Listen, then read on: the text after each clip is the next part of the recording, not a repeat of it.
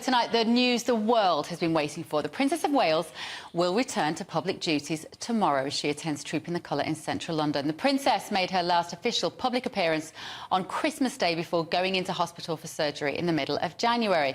She left hospital on January the 29th with details of her condition being kept from the public. After a lengthy absence from the public gaze, a photograph was shared of Kate and her children ahead of Mother's Day on March the 10th. But we all remember it well. The obvious edits to that photograph set the rumour mill into overdrive. A few days later, she was photographed at a farm shop with Prince William, but this still wasn't enough to quieten the rumours surrounding her ongoing absence from public duties. And then, on March the 22nd, Kate finally broke her silence.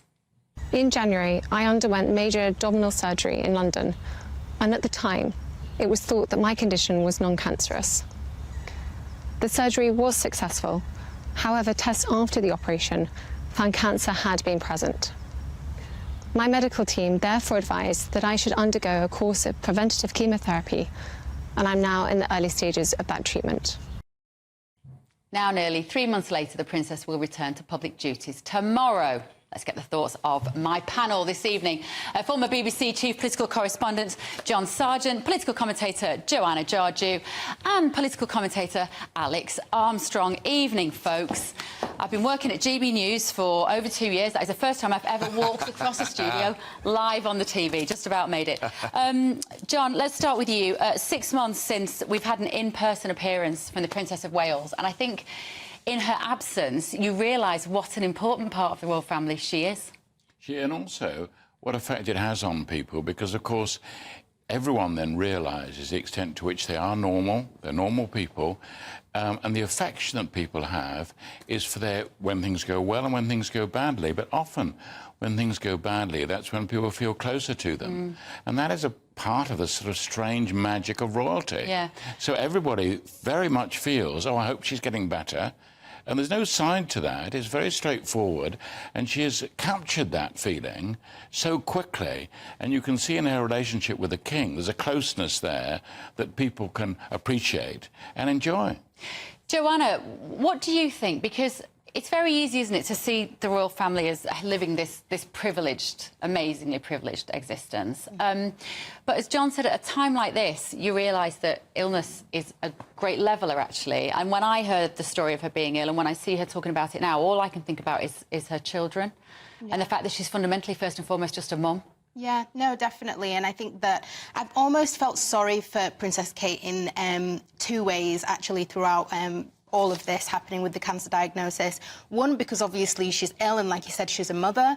And then secondly, because of the way that her team has handled this. I actually think that we've had, obviously, more than one cancer diagnosis, and the king has come out, I think, looking better in terms of, you know, being able to promote people going for tests when it comes to prostate cancer. But I think when it comes to Kate, I actually disagree with John in the sense that people have felt closer to her, because really what they've done is kept everybody at arm's length and then opened it up for so much unnecessary speculation that it could have just been handled a lot better, so that she could have just got on with her treatment and, you know, focused on her family in peace. So I'm quite disappointed, actually, with the people that should have been rallying around her inside of the firm.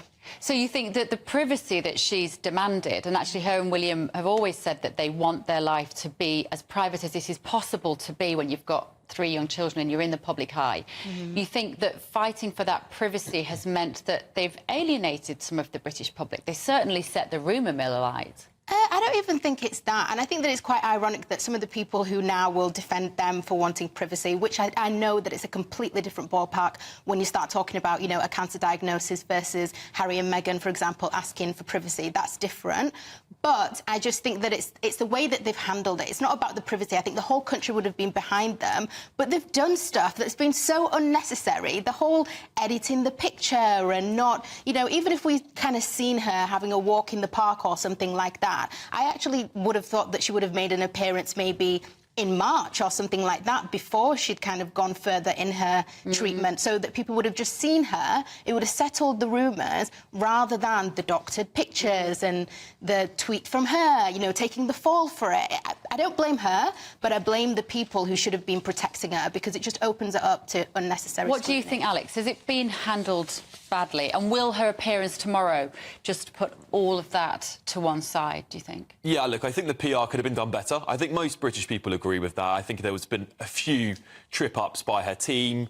I don't necessarily believe she's the person posting photos on Instagram. I believe there's a team behind her. I think most people would also kind of agree with that too. You mean not just posting them, but actually taking them? Yeah, well, of she course. Hasn't taken this picture that they've been released tonight. There is actually an official photographer. It's almost like you can imagine them joking under that oak tree, can't you, with her saying, right, we can't edit this, make it good. Absolutely, right. And again, it comes the Photoshop as well. I don't believe Catherine sits there on Photoshop.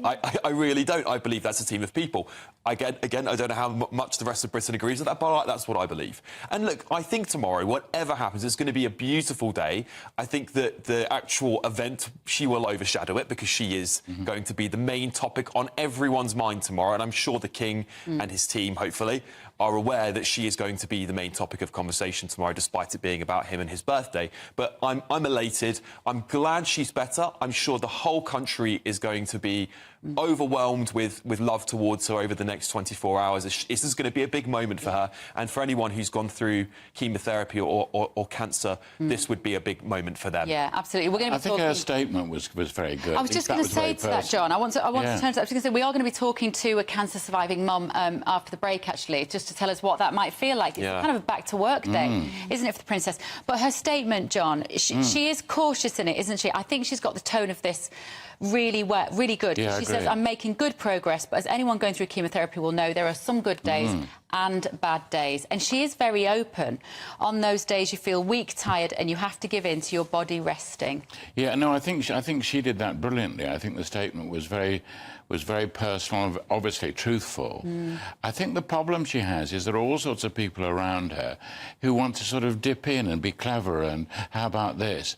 And they don't give her a straightforward advice because I don't think lots of them don't know what they're doing very well. And for example, when she says, I'm not out of the woods, and she's photographed against a tree, is there anyone that realises that these two things coming together might look a bit odd? Is it deliberate? Is she deliberately saying, that's why I'm photographed next to a tree? Or I suspect they hadn't got a clue. Does it matter? They didn't match No, look, I don't know. Match up the statement. Look, John, look, you're an intellectual. You're reading into it too much, mate. It's a lovely picture. She's in nature. I think John's just being a smart man that he is. They need somebody like John on their team who can actually say, you know what, this is actually a contradiction. You know, you say one thing. Don't do it. Just to show a bit of finesse, or have someone come forward saying, I've only got one point to make. Be careful with that because you are going to be. But maybe I mean, we will get the headlines. We will get the front pages on this show tonight. Maybe the headline will be "Not out of the woods," and there will be the picture of her in Windsor Castle Gardens and Windsor Gardens. That works for me. I'm all right with that. Don't you think it's weird that, like John said, she looks so well on that picture, and then we've had all this speculation, and she couldn't have just jumped on a Zoom maybe and had an interview with you, Bev, you know, and just said, you know what, you know, I'm still not feeling well, but you know, just for 5 minutes, put a bit of blush around. But it's like she looks right as rain there, and it really doesn't look right that you've been out of the picture for 6 months.